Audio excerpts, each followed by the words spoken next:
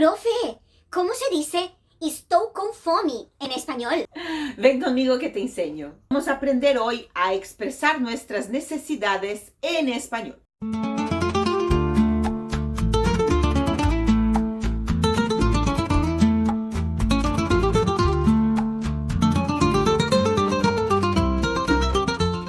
Chicos, es lo siguiente. En español, para expresar todas estas sensaciones, emociones, necesidad del día a día, no debemos hacer una traducción literal del portugués. ¿Qué es la traducción literal, profe?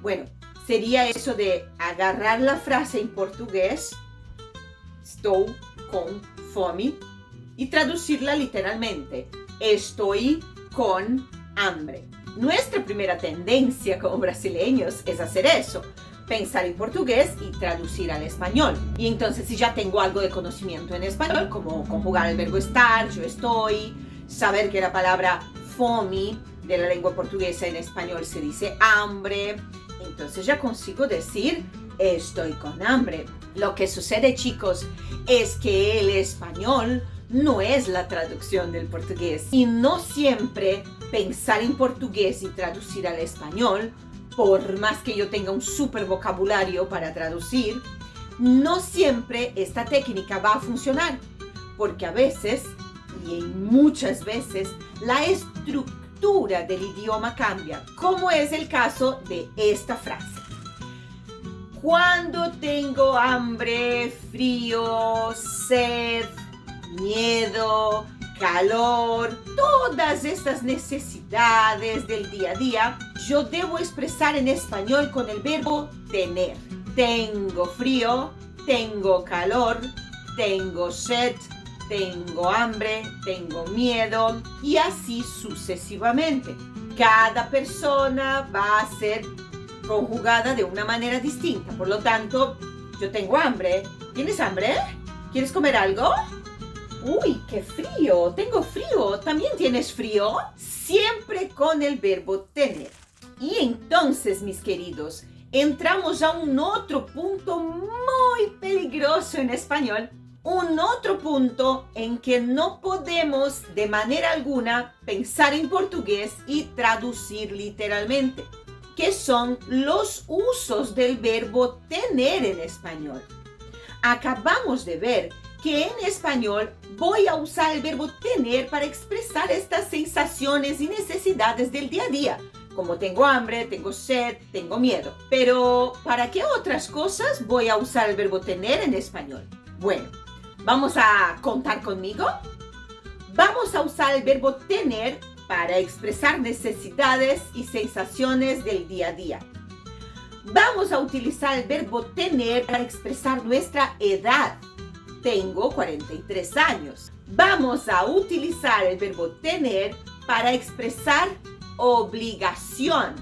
Uy, tengo que escribir aquel texto para mi profesor.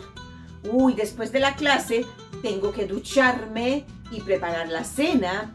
Tengo que hacer eso, es obligación. Y por último, y más importante de todos, el verbo tener expresa posesión. Eso pertenece a mí. Por ejemplo, yo tengo 3 gatos. Yo tengo una casa en el barrio. Yo tengo certificación como profesora de lengua española. Esto es mío, pertenece a mí. ¿Cierto, chicos? Entonces, repasando brevemente, ¿cuándo debo usar el verbo tener en español? El verbo tener en español se va a usar para pose, obligación, edad o sensaciones y necesidades momentáneas. ¿Cierto, chicos? Buenas, pero ¿Dónde la profe quiere llegar con eso? yo quiero llegar a uno de los principales errores que los brasileños cometen cuando comienzan a hablar español. Por ejemplo, escuchen la frase. Profe, tem cachorro ali no teu pátio. Tu tens cachorro? Vean que en portugués yo utilicé el verbo tener 2 veces. Tem cachorro no teu pátio? Tu tens cachorro? Entonces, traduciendo libremente, quedaría más o menos así. Profe, tiene un perro ahí en tu patio. ¿Tú tienes perro? Parece que está bien, porque nuestro oído de brasileños piensa así y ok, parece que la traducción cayó súper bien, pero está equivocado. Esto es el purísimo portuñol. ¿Por qué, chicos? Porque estoy utilizando todas las palabras en español, pero estoy utilizando una estructura de la lengua portuguesa y no de la lengua española. Entonces, ojo, ¿se acuerdan cuando hablábamos de dónde, cuándo yo uso el verbo tener? En ningún momento, cuando estaba hablando de la utilidad del verbo tener, yo hablé sobre sentido de existencia. Y cuando yo digo, profi, tem um cachorro no teu pátio, en verdad no estoy diciendo que existe un perro en mi patio.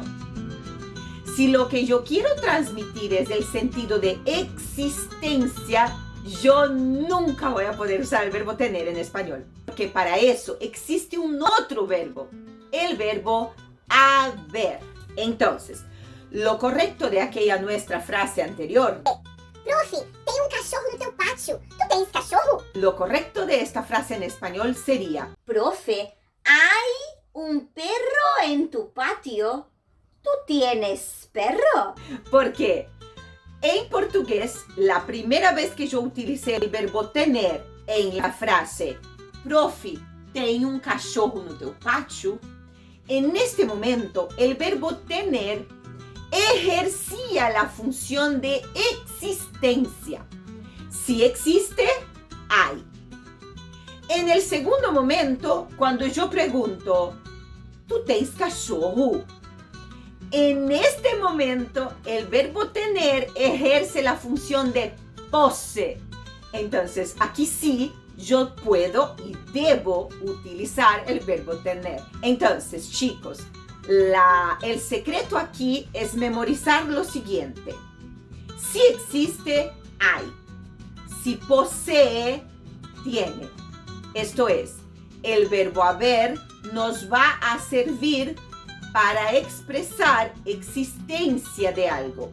Y el verbo tener nos va a servir para expresar la pose.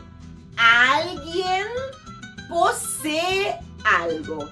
¿Cierto, chicos? ¿Están entendiendo que al inicio, para que mi cerebro pueda procesar la diferencia entre el portugués y el español, será necesario que yo haga esta comparación?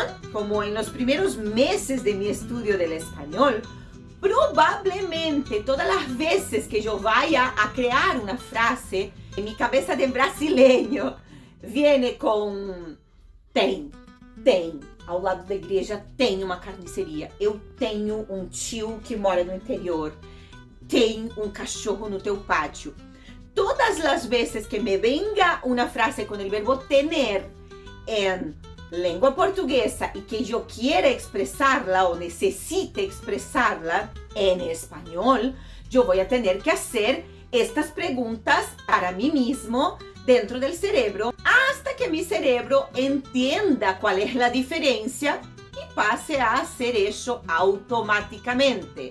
Porque obviamente no vamos a pasar la vida entera pensando en ¿existe o posee? Cada vez que voy a formular una frase y que estoy conversando con alguien o presentando un trabajo o conduciendo una reunión. Por eso es importante el periodo de ejercicios. Si tú haces este ejercicio de existe o hay en un ejercicio escrito, por ejemplo, eso ya va a ser suficiente para que tu cerebro entienda cuál es la diferencia y cuando tú tengas que usar eso en la práctica, en tu trabajo, en tu viaje, eso te va a venir de manera automática y fluida.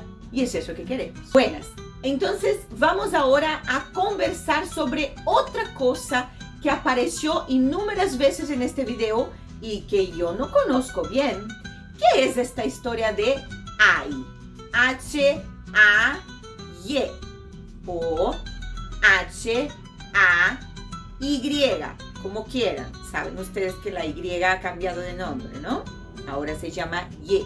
Buenas, esta palabra es nada más, nada menos que el impersonal del verbo haber.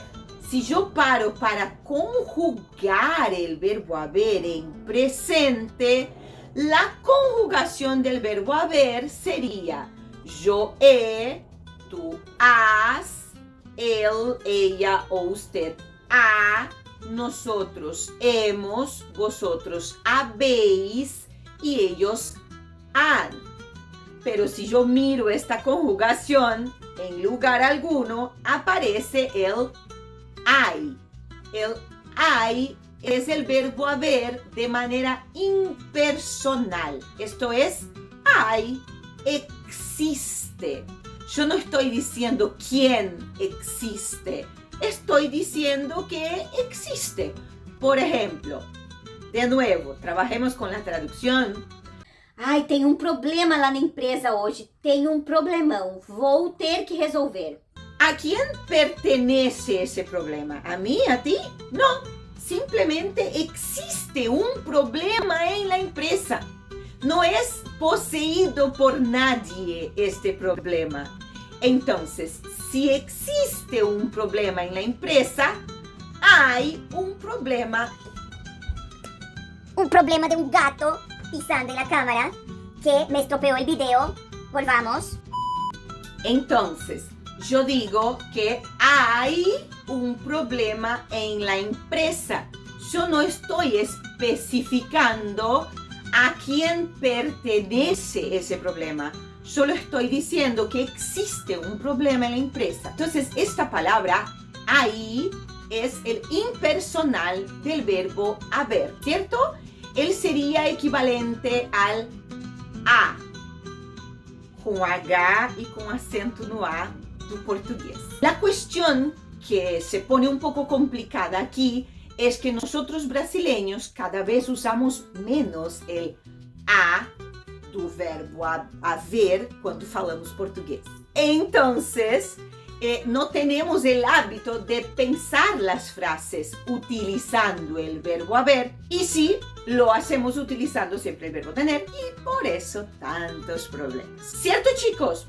Vamos a dar una resumida en lo que hemos visto hasta ahora. Pues, primera parte, importante que cuando quieras expresar tus necesidades y sensaciones momentáneas, siempre las haga con el verbo tener. Tengo hambre, tengo frío, tengo sed, tengo miedo, tengo ganas de ir al baño. Segundo momento de nuestro video, el verbo tener en español tiene usos bien definidos. Él nos va a servir para expresar nuestra edad, para expresar obligaciones, para expresar pose de algo o para expresar sensaciones y necesidades momentáneas. Tercer momento de nuestro video, recuerden la importancia del uso del verbo haber. El verbo haber en su forma impersonal se presenta como hay, H-A-Y, y él siempre significa la existencia de algo. ¿Cierto, chicos? Espero que ese video haya sido muy provechoso para ustedes. Recuerden siempre que cuanto más ustedes ejerciten en clase, más fácil será dominar este contenido en el mundo real. Y recuerden siempre también que yo soy Ana, tu profesora de español, y juntos, de la mano, vamos a superar este portuñol y aprender español de verdad. Síganme en mis otras redes sociales. Comparte este video con los amigos, compañeros, familiares que ustedes saben que están estudiando español y que también tienen dificultades con este contenido. Cuenten conmigo, chicos, estoy aquí para ayudarlos en lo que necesiten con contenido de calidad y gratis para ti. Un súper beso y hasta pronto.